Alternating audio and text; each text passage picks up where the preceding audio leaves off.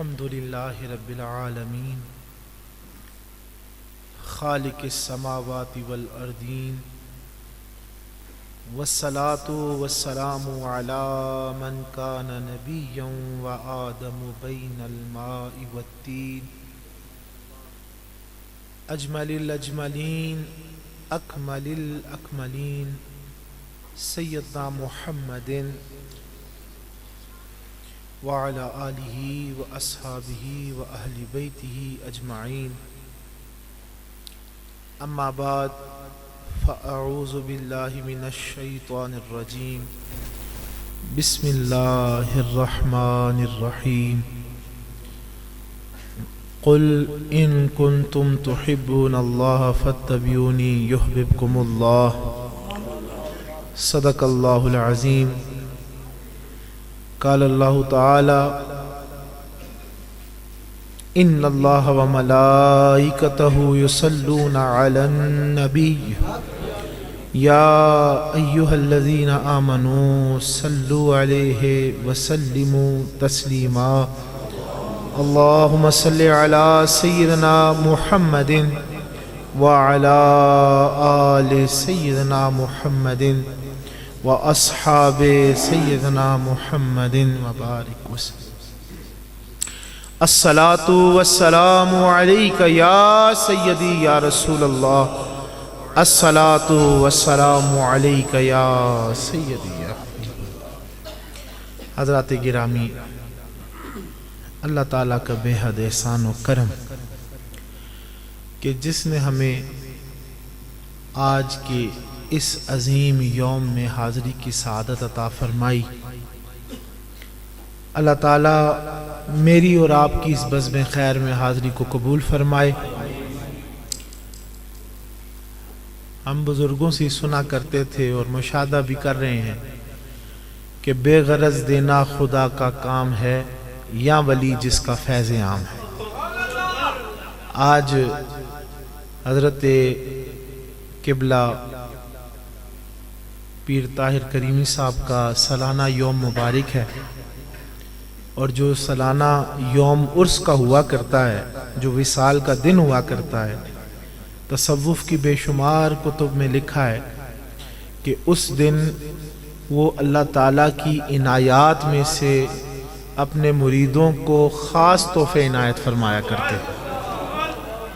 تو یقیناً میں اور آپ حاضر ہیں، ان کی مہربانی، بزرگوں کی کرم نوازی کہ اولیاء نے ہمیں اپنے در پہ قبول فرمایا، اور آستانے مبارک کے ساتھ ساتھ میں اور آپ اللہ پاک کے اس مبارک پیارے گھر میں حاضر ہیں، اور یہ اللہ تعالیٰ کی مہربانی ہے کہ اس نے اپنے گھر کا بھی مہمان بنایا۔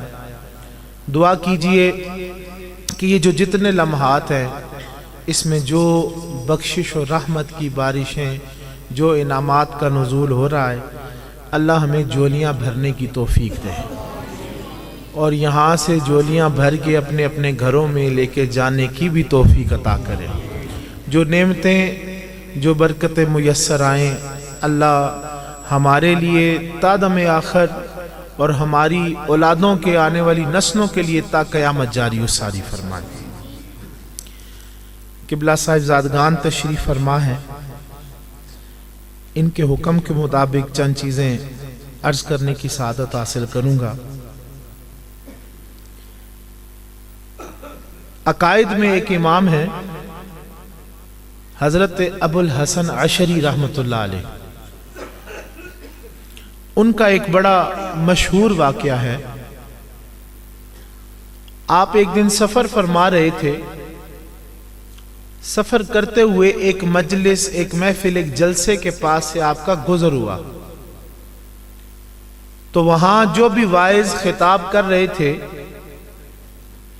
ان کا موضوع تھا آخرت کے دن کے عذاب، پریشانیاں، اس دن کی جو آزمائشیں ہیں، پیاس ہے، توق و زنجیر ہے، ایسے ذکر وہ فرما رہے تھے۔ اور ظاہری بات ہے، آج بھی اگر ہم پڑھیں تو فکر لائق ہو جاتی ہے کہ اس دن کیا بنے گا، اور جس طرح حضرت نے فرمایا تھا ہم لوگوں کا کیا مقام صحابہ جیسی ہستیاں جن کو جنت دنیا میں مل گئی تھی وہ بھی فکر کیا کرتے تھے، وہ بھی بے پرواہ نہیں ہوتے تھے۔ تو حکایت میں لکھا ہے کہ حضرت صاحب کا وہاں سے گزر ہوا تو دیکھا لوگ رو رہے ہیں، آخرت کی وجہ سے پریشان ہیں۔ تو حضرت مجمع میں تشریف لے گئے، چونکہ آپ کا علمی مقام بھی بڑا بلند ہے اور روحانی مقام میں بھی آپ اللہ کے بڑے کامل ولی ہیں۔ ہم بطور نقشبندی تو ماتوریدی ہیں، حضرت ماتوریدی رحمت اللہ علیہ کے ہم تو پیروکار ہیں، لیکن حضرت ابو الحسن اشعری رحمت اللہ علیہ بھی اہل سنت کے بعض حضرات ان کے مقلد ہیں۔ تو حضرت کی بڑی فضیلت ہے، جو اہل علم ہے وہ جانتے ہیں کہ ان کا مقام کیا ہے۔ تو جو جملہ آپ نے ارشاد فرمایا وہ کچھ دقیق اور بڑا مشکل نہیں فرمایا، اس سے ابتدا کروں گا اور اپنے مقصد کی بات کی طرف آؤں گا کہ حضرت مجمع میں تشریف لے گئے اور وائس کو روکا اور ارشاد فرمایا کہ اے خطیب صاحب، اے عالم صاحب، آپ لوگوں کو ڈرائیں نہیں، رولائیں نہیں کہ آخرت کے دن یہ پریشانیاں، یہ تکلیف ہیں، یہ عذاب ہوگا۔ ان کو اصل بات بتائیں کہ اس دن ان کو معاملہ کیا پیش آئے گا، ان کا معاملہ، اصل معاملہ جو ہونا ہے وہ ان کو رہنمائی کیجئے۔ آپ نے لوگوں کی طرف چہرہ مبارک پھیرا اور ارشاد فرمایا، لوگوں سنو، میں تمہیں 2 جملوں میں سمجھا دیتا ہوں کہ کل محشر کے دن پیش کیا آنا ہے۔ آپ نے فرمایا، لوگوں سنو، کل ہم نے اس ذات حق کے سامنے پیش ہونا ہے، اور جب اس ذات کے سامنے پیش ہوں گے تو وہ ذات ہم سے پوچھے گی، من ترابودم، تو ترابودی۔ آج تشریف لے آئیں۔ اللہم صلی علی سیدنا، بلند آواز سے پڑھ لیجیے، اللہم صلی علی سیدنا محمد۔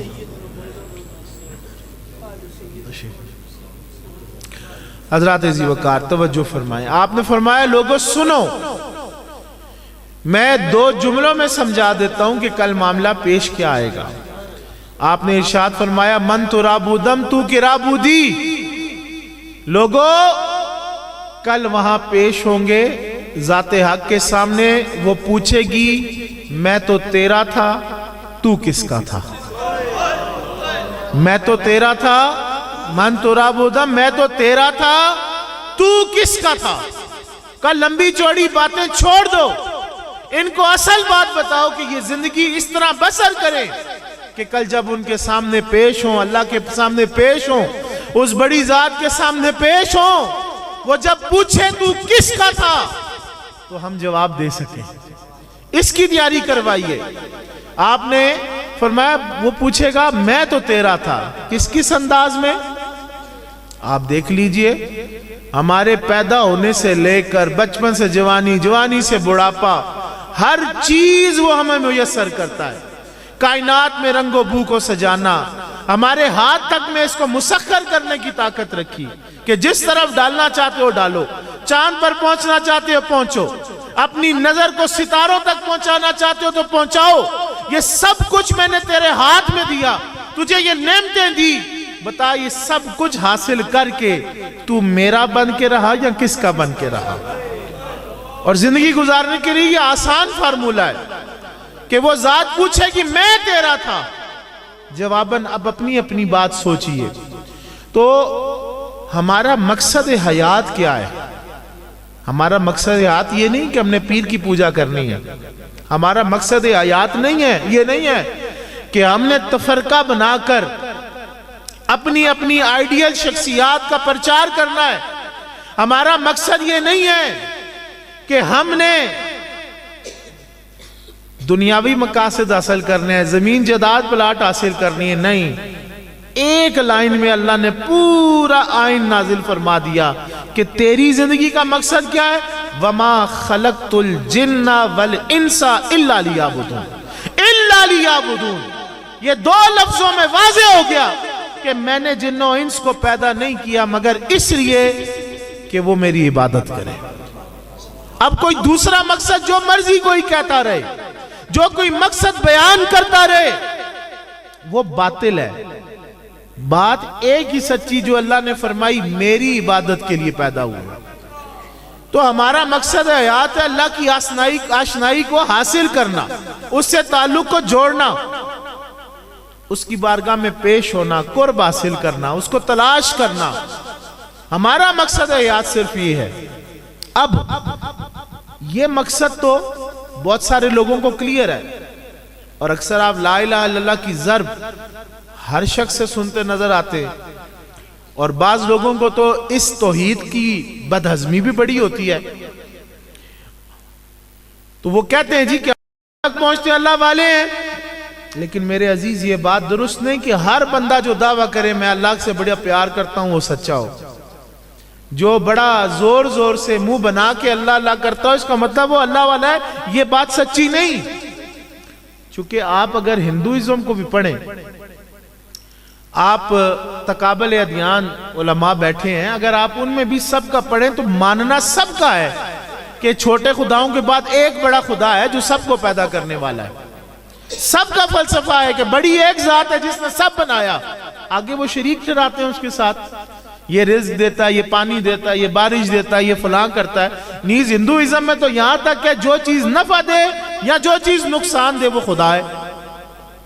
تو کہتے ہیں ان سب چیزوں کو بنانے والا ایک بڑی ذات ہے، وہ ہر کوئی لا الہ کو تو مان رہا ہے. لیکن عزیز عرض یہ ہے کہ اللہ تعالیٰ نے یہ الا لیعبدون فرما کے ہمیں وہ سمت وہ یہ نہیں دے دی کہ بھئی جہاں مرضی اب تلاش کرو، ٹھوکریں کھاؤ، میں نے مشکل سوار رکھ دیا ہے. نہ اللہ تعالیٰ نے باقاعدہ ہمیں کمپس دیا، اور کمپس میں باقاعدہ سمت بھی بتائی. یہ قرآن جو ہے نا کمپس بنا کے پھر سمت کی طرف بھی اشارے کیے کہ راستہ تلاش کرو.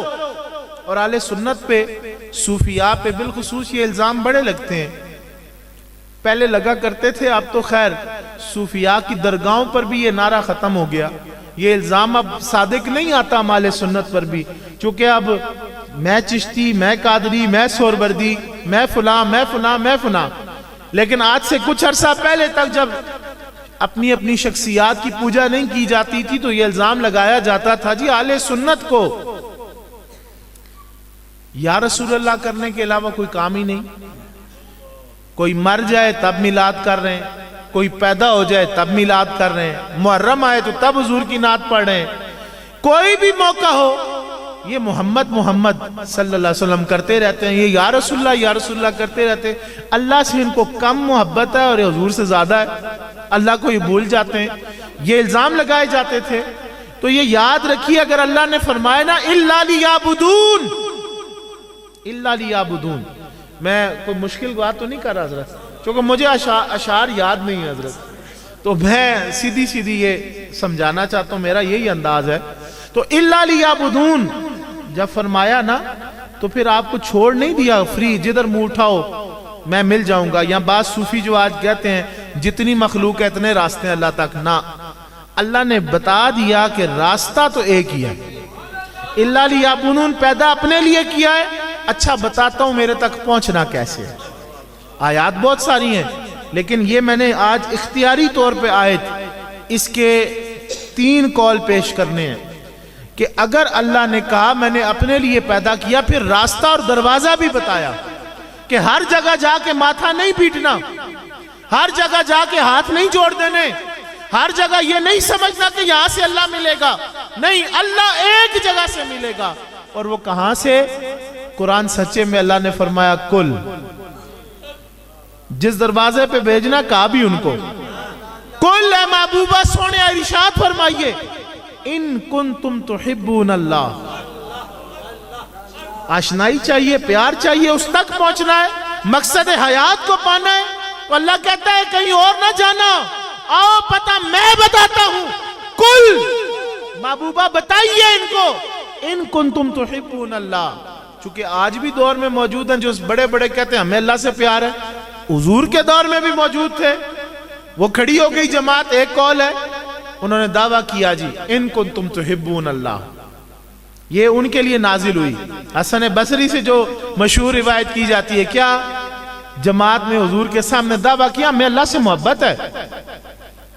تو اللہ تعالیٰ نے آج سے 1400 سال پہلے بھی یہ ایڈریس کیا، ان کنتم تحبون اللہ، اگر اللہ سے محبت کرتے ہو، دوستی رکھتے ہو، اللہ کی تلاش میں ہو، اللہ کو حاصل کرنا چاہتے ہو، تو پھر ہر دروازے پر نہیں جانا، فاتبعونی، دروازہ ایک ہی ہے، اور وہ کیا ہے؟ محبوبہ ان کو کہو تیرے فرما بردار ہو جائے، تیرے غلام بن جائے، باب اللہ حضور ہے، لگا لیجئے۔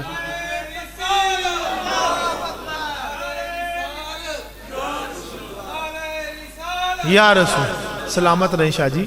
تو میں عرض کر رہا ہوں کہ اللہ نے ہمیں یہ بے سمتا اور بے مرشدہ نہیں چھوڑا، ہمیں باقاعدہ راستہ بتایا کہ میں ملوں گا محبوب کے دروازے سے، ہر دروازے سے نہیں، دروازہ ایک باب اللہ، وہ کون سا ہے؟ محمد الرسول اللہ، دروازہ ایک دروازہ، کسی پیر کا قول اٹھا لو، ہر پیر یہی کہتا نظر آئے گا، جنید بغدادی بھی یہی فرماتے ہیں، باب اللہ کون ہے؟ حضور کی ذات۔ یہ مخلوق جتنے دروازے وہ نہیں، یہ فلسفہ ہے، صوفیت بالکل گمراہی ہے، یہ تصوف سچا تصوف نہیں جس میں وہ کہتے ہیں بہت سارے دروازے ہیں، دروازہ ایک ہے، اور وہ کیا ہے؟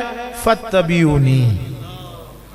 جماعت نے دعویٰ کیا، پہلا تو یہ بڑا مشہور قول ہے، حضور اقدس کے سامنے دعویٰ کیا، اللہ نے کہا محبوبہ ان سے کہو چھڑے دعوے نہ کریں، دعوے نہ کریں، بلکہ ان سے کہیں اگر یہ مجھ سے محبت رکھتے ہیں تو فاتبعونی، سونے تیرے غلام بنے، اب تیرے فرما بردار ہو۔ دوسرا قول مبارک سنے جو مفسرین فرماتے ہیں، بڑا مشہور ہے، یہ بھی علماء جانتے ہیں، آپ میں سے شاید کم احباب نے سنا ہو کہ حضرت عبداللہ ابن عباس رضی اللہ تعالیٰ عنہما آپ روایت فرماتے ہیں، ایک شان نزول یہ بھی لکھا جاتا ہے کہ میرے آقا صلی اللہ علیہ وسلم مکہ میں موجود تھے، تو آپ کعبۃ اللہ کے پاس تشریف لے گئے، تو قریشی جو خاص حضور کے خاندان والے جو کچھ کفار میں سے تھے، وہ ایسی حرکتیں کر رہے تھے کہ انہوں نے بت بنائے، ان بتوں میں رنگ بھرے، ان بتوں کو سجایا، شتر مرغ کے انڈے رکھے اور ان کے آگے طرح طرح کے رزق رکھے، تو ان بتوں کو سجا کر سامنے کھانے پینے کی چیزیں رکھ کر وہ سجدے میں جھک گئے، سجدہ کرنے لگے۔ تو عبداللہ ابن عباس رضی اللہ تعالیٰ عنہ فرماتے ہیں کہ جب رسالت مآب صلی اللہ علیہ وسلم کعبۃ اللہ کے پاس پہنچے تو قریشیوں کو دیکھا کہ یہ سجدے میں پڑے ہوئے ہیں، تو آپ نے کچھ دیر توقف فرمایا، کچھ دیر ٹھہرے، اور پھر ارشاد فرمایا اے اہل قریش، تم تو جناب سیدنا ابراہیم علیہ السلام کے ورثاء ہو، ان کے وارث ہو، ان کی وراثت کے امین ہو، تم تو جناب اسماعیل پاک کی اولاد سے ہو، یہ کیا کر رہے ہو؟ کیوں جھکے پڑے ہو؟ یہ شرک اور یہ ظلم کیوں کرتے ہو؟ رب کے ساتھ کیوں ان پتھروں کو شریک کیے بیٹھے ہو؟ تو انہوں نے جناب رسالت مآب صلی اللہ علیہ وسلم کو یہ جواب دیا کہ اے محمد صلی اللہ علیہ وسلم، یہ ہم اس لیے کر رہے ہیں کہ وہ جو اللہ ہے نا بڑا خدا، وہ ہم سے راضی ہو جائے۔ یہ اللہ لفظ میں نے آپ کو سمجھانے کے لیے عرض کیا کہ وہ کہتے ہیں جو بڑا خدا ہے نا، جو سب کا پیدا کرنے والا، جو کائنات کا پیدا کرنے والا ہے، یہ جن کو شریک ٹھہرانے یہ خدا ہیں، لیکن جو ان کا بھی پیدا کرنے والا وہ جو اللہ ہے نا، جن کو آپ اللہ کہتے ہیں، وہ ہم سے راضی ہو جائے۔ تو ہم تو یہ اس کی محبت میں کر رہے ہیں، یہ سجدہ اس لیے کر رہے ہیں۔ اچھا ایک قول یہ، تیسرا قول بھی سماعت فرمائیے۔ مفسرین لکھتے ہیں کہ نجران سے وفد آ گیا عیسائیوں کا، وہ بھی جب آیا نا تو ان سے پوچھا گیا کہ بھئی عیسائیوں، تم یہ بتاؤ کہ تمہیں اتنے جلیل القدر نبی ملے، جناب عیسیٰ ملے، اتنے اعلیٰ نبی اور رسول ملنے کے بعد بھی تم لوگ گمراہ ہو گئے، کیوں تم نے یہ ظلم کیا؟ رب کے ساتھ تم شریک ٹھہراتے ہو، ایک نبی اور رسول کو بڑھا چڑھا کے تم نے خدا کا بیٹا بنا دیا، یہ ظلم عظیم تم نے کیوں کیا؟ یہ تم نے کیوں کیا؟ تو انہوں نے بھی جواب یہ دیا کہ ہم حضرت عیسیٰ پاک کی شان کو اس لیے بڑھا رہے ہیں، خدا کا بیٹا اس لیے قرار دے دیا اور غلو کر دیا ان کی شانوں میں کہ اللہ ہم سے راضی ہو جائے، خدا ہم سے راضی ہو جائے۔ انہوں نے بھی یہ جواب دیا۔ تو اگر یہ تینوں باتیں آپ اگر ذہن میں رکھیں کہ چھڑی جماعت کھڑی، اس نے بھی دعویٰ کیا، قریش نے بھی کہا وہ رب ہم سے راضی ہو، عیسائیوں نے بھی کہا اس لیے عیسیٰ پاک کو ہم خدا کا شریک کرتے ہوئے، غلوف کرتے ہوئے، شانوں کو نبی اور رسول سے بڑھا کر خدا بناتے ہوئے یہ عقیدہ اس لیے رکھ رہے کہ اللہ ہم سے راضی ہو جائے۔ تو اس موقع پر یہ آیت نازل ہوئی کہ محبوبہ سونے ان سب کو فرما دو میں ان کی سوچ کا نام نہیں، میری محبت، میری دوستی، میرا تعلق، میری رضا ان کی سوچ کا نام نہیں، دین ان کی مرضی نہیں، جو یہ چاہے وہ ہو، نہ میری رضا ان کے اعمال کے مطابق نہیں، بلکہ محبوبہ ان کو بتا دو اگر یہ میری رضا چاہتے ہیں، اگر یہ محبت والے ہیں، اگر یہ میری دوستی کے طالب ہیں، تو محبوبہ یہ سارے کام چھوڑیں، تیری شریعت کے تابعدار ہو جائیں، تیرے دروازے پر آ جائیں محبوبہ، تیرے نوکر اور غلام بن جائیں۔ ان سے فرما دیں میں ان کو بتوں کے آگے نہیں ملوں گا، میں ان کو وہاں سجدے کرنے سے نہیں ملوں گا، میں عیسیٰ کو خدا بنا کر ان سے نہیں ملوں گا، بلکہ محبوبہ ملوں گا تو تیری غلامی میں ملوں گا، تیری نوکری میں، تیری اطاعت میں ملوں گا۔ کہہ دے محبوبہ فاتبعونی، محبوبہ کہہ دے فاتبعونی، اب کوئی شریعت نہیں، اب کوئی فضیلت نہیں، اب میری رضا کا راستہ ایک ہی راستہ ہے، اور محبوب وہ تیری غلامی ہے۔ ان کنتم تحبون، اگر دعویٰ ان کا کہ یہ اللہ سے پیار کرتے ہیں، پھر تیرے نوکر بنے۔ پھر اور آج کا مسئلہ کیا ہے؟ آج کا مسئلہ بھی یہ ہے، اللہ ماشاءاللہ صرف سنیوں کا مسئلہ نہیں، کسی بھی مسئلہ کو اٹھاؤ، ہمارے اکابرین، ہمارے علماء، ہمارے پیر، ہمارے فلاں، ہمارے فلاں، عزیزو یہ کیا بنا دیا؟ آج جس کو کہو یہ آپ کیوں کر رہے ہیں جی، شریعت کے خلاف ہے، وہ کہتا ہے جی آپ نے مجھ سے سوال کیوں کیا، میں تو شاہ صاحب ہوں، میں تو پیر صاحب ہوں، کیا تو نے میرا شجرہ نہیں پڑھا؟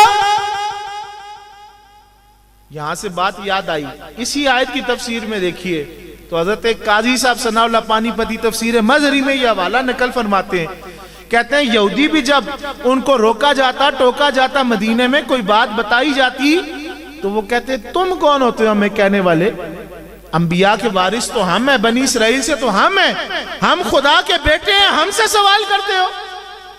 آج بھی یہی مسئلہ ہے، آپ سمجھا دیں کسی کو ٹوک دیں، وہ کہے گا میں شاہ صاحب ہوں، وہ کہے گا میں پیر صاحب ہوں، میں عالم صاحب ہوں، میں فلاں شیخ الحدیث کا بیٹا ہوں، مجھ سے نہیں تم پوچھ سکتے۔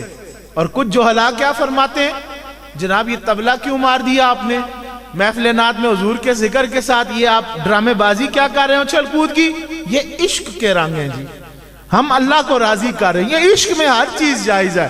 اوے اپنی شکل دیکھ، اوے تو دین کا ٹھیکیدار بن رہا ہے۔ آج سے 1400 سال پہلے عالم کفر کے منہ پہ اللہ نے یہ تماچا دے مارا کہ میں تم لوگوں کی مرضی کے عقیدوں سے راضی نہیں ہونے والا، میری دوستی، میری رضا، میرا پیار، محبت، جس چیز سے تم حاصل کرنا چاہتے ہو میں تمہاری مرضیوں کے مطابق نہیں ہوں، بلکہ میں پاک محمد صلی اللہ علیہ وسلم کی شریعت سے حاصل ہوں گا، حضور کی تابعداری سے حاصل ہوں گا، میرا تعلق حضور کی فرما برداری سے ملے گا۔ آج کوئی کہہ دیں جی فلاں پیر صاحب یہ فرماتے تھے، فرماتے رہیں، پیرانے پیر جن کو جبہ بیچتے ہیں، جو تمام سلاسل عالیہ کے فخر ہیں، امام ربانی سیدنا شیخ احمد سرہندی فاروقی مجدد الفسانی، ایک قول میں مکتوب میں نا وہ آپ لکھتے ہیں، کسی نے بحث کی جی، ابن عربی شیخ اکبر رحمۃ اللہ علیہ یہ لکھتے ہیں، آپ فرماتے ہیں وہ جو مرضی اصطلاح میں لکھتے ہیں، جو مرضی قول فرماتے ہیں میرے لیے وہ جو شیخ اکبر مدینے میں ہے نا ان کا قول کافی ہے، مجھے اصطلاح نہیں، یہ سلسلہ نقشبندیہ کی یہ خاصہ امتیاز ہے، یہ امتیاز ہے۔ دیکھیں نا ہمیں بعض اوقات جو کٹر نقشبندی مجددی ہے اس کو کہا وابی ہو گیا جی، وابی نہیں ہوا، یہ رسول اللہ کے شریعت کے تابع ہو گیا، یہ تابع ہو گیا۔ حضور مجدد صاحب فرماتے ہیں آج تو نئے فقیر نکل آئے، کوئی جنگل میں چلا جاتا ہے، کوئی کہاں چلا جاتا ہے، وہ کہتا ہے جی ہم کیا کریں، درویشی حاصل کر رہے ہیں، لباس جبہ تبدیل کر لیتے ہیں، کوئی کیا پہنتا ہے، کوئی کڑے پہنتا ہے، کوئی جبے پہنتا ہے، کوئی اتنی بڑی دستاریں جس کا وجود ہی نہیں. کیا جی اللہ ملے گا، تصوف میں ترقی کریں گے، صوفی بن رہے ہیں. مجدد صاحب فرماتے ہیں 1000 سال جنگلوں میں نکل کے ریاضتیں کرتا رہے، جد و جہد کرتا رہے، تجھے وہ مقام نہیں مل سکتا جو حضور کی ایک سنت پر عمل کر کے تو ہزاروں سال کا مجاہدہ ایک طرف حضور کی سنت اس مقام پر بٹھاتی ہے جہاں پر ہزاروں سالوں کا مجاہدہ نہیں بٹھا سکتا. ایک سنت مبارک. یا رسول اللہ صلی اللہ علیہ وسلم.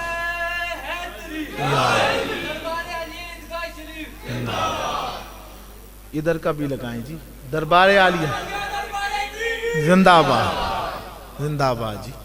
تو میں عرض گزار کر رہا ہوں جی کہ آپ دیکھیے کہ نقش بندی تو کلیئر ہے، اور جو اولیاء کو پڑھنے والے ہیں نا، غوث پاک کی آپ ملفوظات مبارک اٹھا لیں، فیوز یزدانی دیکھیں. ہم تو ہر اتوار اس کا درس لیتے ہیں اور سنتے ہیں، سماعت کرتے ہیں.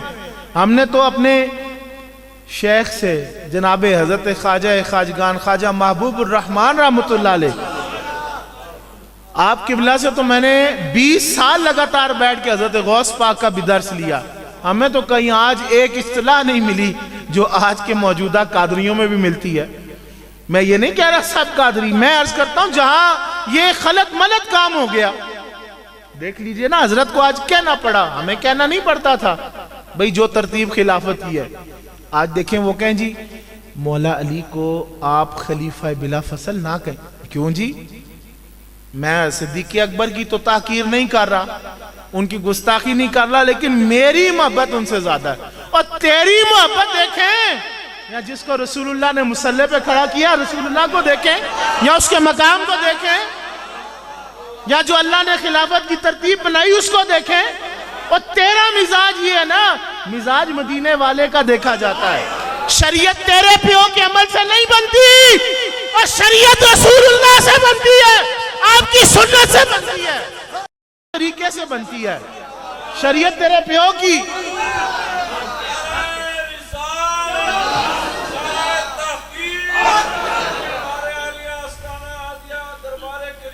زندہ آباد. تو میں عرض کرنا چاہتا ہوں، تو ہم یہ نہیں دیکھیں گے تیری محبت کا زیادہ جھکاؤ کہاں ہے، ہم دیکھیں گے رسول کریم صلی اللہ علیہ وسلم کا جھکاؤ کہاں تھا.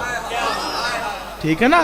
تیرے باپ کو 17 دفعہ مصلی پر نہیں کھڑا کیا، ابو بکر کو کھڑا کیا رضی اللہ تعالیٰ عنہ. تو کیسی باتیں کرتا ہے؟ آج ہم بات کریں تو تمہیں برا لگ جائے، لگتا ہے تو لگتا رہے. ہم نے تو ایک ہی نعرہ مارنا ہے، جو نعرہ رسول اللہ کا نعرہ ہے، جو حضور کر کے گئے. ہمارے لیے حجت وہ ہے، ہمارے لیے کسی پیر کا، کسی محدث کا، مفسر کا، تاریخ دان کا، کسی کا قول معتبر نہیں. ہمارے لیے اگر کوئی شے معتبر ہے وہ یا رب کا قرآن ہے یا رسول اللہ کی سنت ہے، اس کے علاوہ کچھ بھی نہیں. شریعت کا ماخذ قرآن ہے اور قرآن کی تشریح حدیث رسول ہے.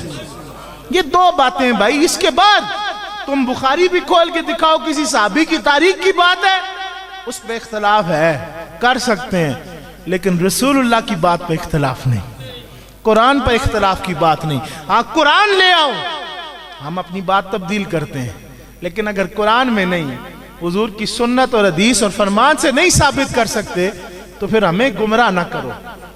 دیکھیے نا، ہم نے کیا کیا؟ ہم نے یہ کام کیا کہ جی پیر پرستی پہ لگا دیا. اللہ تعالیٰ نے تو شخصیت پرستی حضور کی جائز نہیں قرار دی. شخصیت پرستی تو کسی نبی کی جائز نہیں. غوث پاک کی کیسے ہو سکتی ہے؟ غریب نواز کی کیسے ہو سکتی ہے؟ شہنشاہ نقشبند کی کیسے ہو سکتی ہے؟ میرے عزیز کیسے ممکن ہے؟ اسلام تو آیا ہی شخصیت پرستی کو ختم کرنے ہے. حضور نے تو کیا ہی اس کا کلا کمائے. اور آج ہم اپنا اپنا بالکا بنا بیٹھے ہیں، اپنی اپنی محبوب شخصیت. اور میں کہوں گا برا نہ منائیے، معاذ اللہ، استغفر اللہ، اصحاب اور اہل بیت ہوں یا سلاسل کے بزرگوں، ہم نے اپنے اپنے خدا بنائے ہیں. میں عرض کرتا ہوں یہ آج کا المیہ ہے، ہم نے اپنی اپنی مرضی کا اپنا اپنا خدا بنایا ہے. ہم نے تو سنا یہ تھا کہ مولا علی سے پیار کیوں کرنا ہے؟ حضور سے پیار ہو جائے. یا مولا علی سے پیار کیوں کرنا ہے؟ وہ ہمیں حضور کی بارگاہ میں پہنچا دے. ہم نے صدیق اکبر سے پیار کیوں کرنا ہے؟ بھئی حضور مل جائیں، حضور کی رضا آ جائے. اہل بیت کس کی؟ حضور کی. صحابہ کس کے؟ حضور کے. ہم نے تو یہی سیکھا بھئی ان کی محبتیں لازم اس لیے کہ ان کا تعلق حضور سے ہے. اگر حضور سے تعلق نہ ہو تو پھر باقی رہتا کیا ہے؟ کچھ بھی نہیں رہتا. اگر صدیق اکبر ہیں، میرے بتا وہ اپنی بنائے ہیں یا حضور کی وفا کی وجہ سے ہیں؟ آج تو مولا علی کو مولا کہتا ہے، وہ مولا خود بنے حضور نے بنائے ہیں. حیدر کرار اگر مولا ہے تو کس کے بنائے ہیں؟ کس کے داماد ہیں؟ کس کے بھائی ہیں؟ کس کے شوہر ہیں؟ حضور کی صاحبزادی کے شوہر، حضور کے بھائی، حضور کے خلیفہ، حضور کے صحابی. فضیلتیں کس نے بتائیں؟ حضور نے بتائیں. اور آج آپ انہی کو حضور کو بھول گئے اور ایک طرف علی علی علی، دوسری طرف صحابہ صحابہ صحابہ.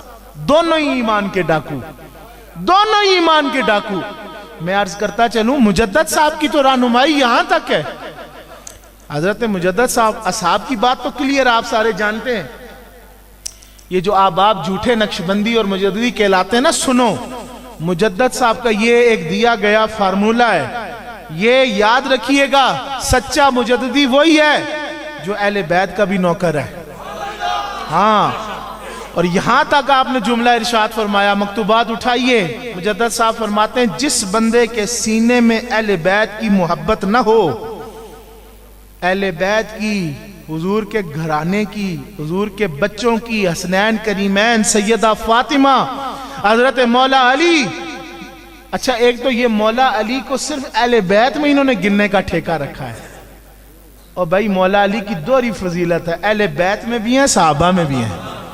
صحابی کی شان بیان کرتے ہو تو ان کو کڑل اٹھتے ہیں. بھئی صحابی کی شان، بھئی مولا علی بھی اصحاب میں شامل ہے. اور جلیل القدر کیا حضور کے پہلے یاروں میں شامل ہے. ٹھیک ہے نا جی. تو حضور مجدد صاحب فرماتے ہیں جس بندے کے سینے میں اہل بیت کی محبت نہ ہو وہ جنت میں داخل ہی نہیں ہو سکتا. اور یہاں تک ایک مکتوب میں لکھا ہے، فرماتے ہیں کہ میں اپنے والد گرامی حضرت عبدالاحد رحمت اللہ علیہ کی خدمت میں حاضر تھا. تو آپ رحمت اللہ علیہ نے مجھے فرمایا، احمد تمہیں پتہ ہے کہ خاتمہ بالایمان کا انحصار کس چیز پر ہے؟ آپ نے فرمایا حضور ارشاد فرمائیے. فرمایا خاتمہ بالایمان کا انحصار حضور کی آل کی محبت پر ہے. فرماتے ہیں ابا جی پہ آخری وقت آیا. جناب شیخ احمد سرہندی فاروقی فرماتے ہیں ابا جی کے اوپر آخری وقت جب آیا تو میں آپ کی خدمت میں حاضر تھا. میں نے عرض کی حضور کیا معاملہ ہے، کیا حالات ہیں؟ فرماتے ہیں میرے والد گرامی نے سینے کی طرف مشاہدہ کیا اور پھر زور سے فرمایا الحمدللہ الحمدللہ. میں دنیا سے ایمان کی حالت میں جا رہا ہوں، اس لیے جا رہا ہوں کہ رسول اللہ کی آل کی محبت میرے سینے میں ٹھاٹھے مار رہی ہے، ٹھاٹھے مار رہی ہے.